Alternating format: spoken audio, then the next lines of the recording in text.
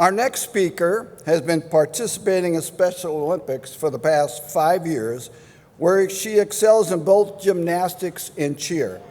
When she is not competing or hanging out with her friends, she can be found helping others in her full-time nursing support position with a local hospital. Selfless service to others is obviously a driving force for this athlete. Please join me in welcoming Special Olympic Illinois athlete Katie O'Neill to the podium.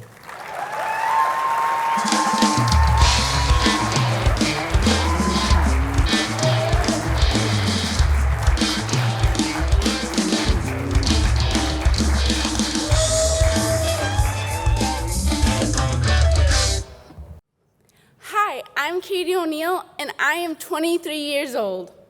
I'm a Special Olympic athlete, and I'm super excited to talk to you all today. I compete in gymnastics and cheer, and I love it. I am grateful for everyone involved with the law enforcement torch run and all you do for Special Olympics, and I can't wait to tell you why. In 2018, I graduated from York High School in Elmhurst, Illinois. While I was there, I was bullied. I didn't exactly have an easy time in grade school or middle school. But it got even worse in high school.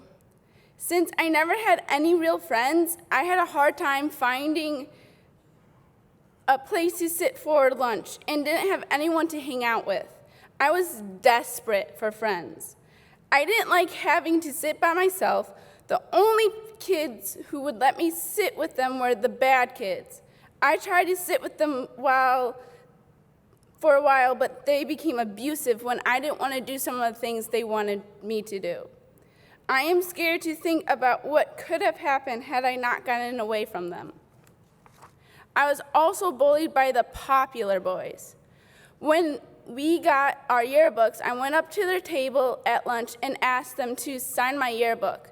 They were happy to do so if I could let them borrow my yearbook for a while. I was so excited they wanted to be my friend and sign my book. When they gave it back to me, I realized what they did. They destroyed it with profanities and called me all sorts of horrible names. They drew disgusting pictures and just made fun of me throughout the whole book. I was devastated. I went to the principal. The principal said there was nothing she could do.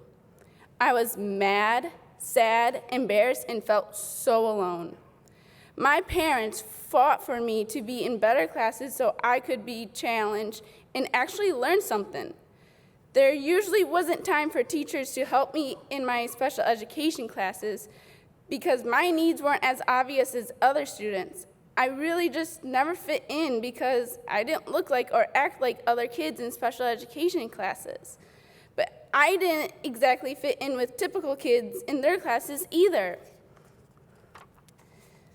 I thought things would get better when I joined the flags team and the gymnastics team. I was so excited to be part of a team, even though I was not very good.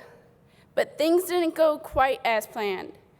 When I couldn't learn a routine as fast as everyone else, I couldn't be on the field unless I was in the end zone or the other side of the field. We learned a new routine every week.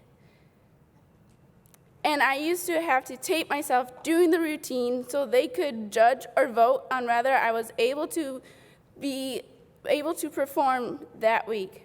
I was the only one who had to do that. That totally sucked. I am not sure if it was the other kids who wanted it that way or if it was the teachers. If the teachers don't want to be nice and include everyone, why should the students? I was bullied by both teachers and students. You may ask, why did I stick with it? I stuck with it because I wanted to be part of something.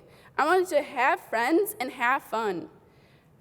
I may have been in different classes from others, but I really just wanted the same thing in the long run. I'll say it again. I just wanted to have friends and have fun. Is that so wrong? Things finally started to be looking up for me when I decided to volunteer for a Special Olympics event that my high school gymnastics coach told me about. He told me that I could be a Special Olympics athlete too, just like those who were out there competing. So I gave it a try, and just like that, my life has changed. Had I known, I would have done this a lot earlier. Special Olympics has opened up a whole new world for me. I didn't know what I was missing. I have learned so many new skills, even at this ripe old age of 23. I am a real competitor now. I can honestly say if I wasn't competing in gymnastics and cheerleading, I don't know what my life would look like. I train at least 4 days a week for a total of 8 to 10 hours a week. I feel so good about myself now. I have made a lot of new friends, and it just makes me want to tell everyone else about it. I also have no idea where I would be working or if I'd even have a job if it wasn't for Special Olympics. My confidence has grown so much now. I work full-time as a nurse's assistant at Central DuPage Hospital. I got my job after transition from Project Search. My boss and coworkers know I am an athlete and think it's really cool and support me 100%. When I started training, one of my coaches came up to me and asked if I wanted to become an athlete leader.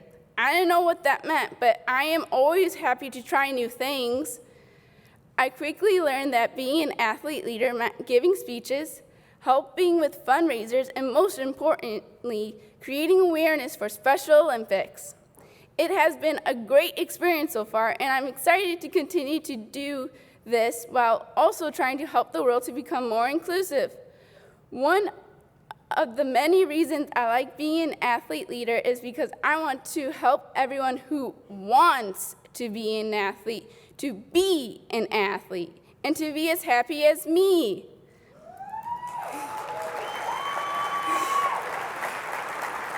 I may not understand, but I'll never be mad about how or why things have happened in my life. Special Olympics has helped me find my place and my purpose. I am so grateful.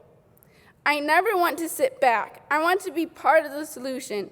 Being an athlete leader, I can really be part of the solution.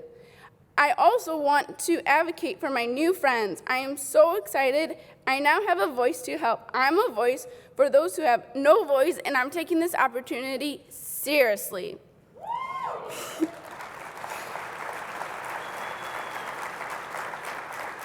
A lot of my new friends don't have the same opportunities I do, and I think that stinks. I want to help them. We should all be treated the same.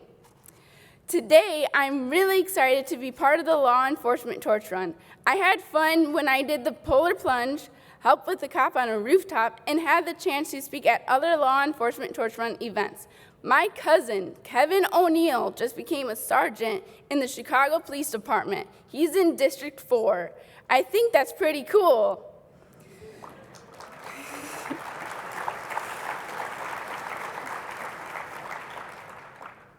I have always thought policemen and women are pretty cool. I like to talk with them, and they always like to hear about my sports and my medals.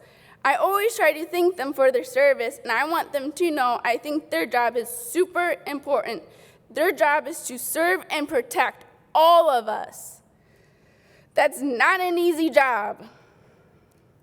With Law Enforcement Touch Run, they are actually helping to serve and protect the special needs community by giving us more opportunities to compete and feel included, as if being a police officer isn't hard enough. The police are not only trying to help our world to be safer, but to be more inclusive. That really makes me happy.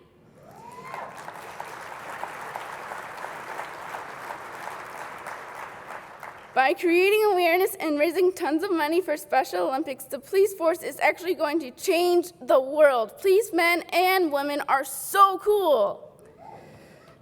You might think this is crazy, but I don't. I have a big goal, a really huge goal of meeting our president and then changing our world. The president needs to hear what we have to say, and he can help us in our goal of changing the world. People with intellectual disabilities are just that, people like everyone else. I might not look like it, but I have intellectual disabilities. We come in all different shapes and sizes, just like people without intellectual disabilities. We actually make the world more fun.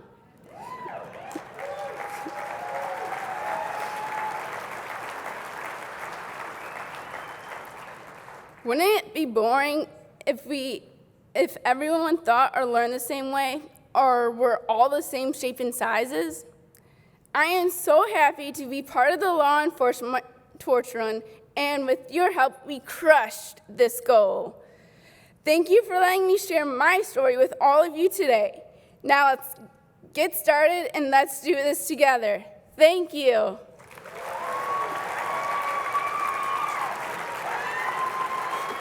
Thank you.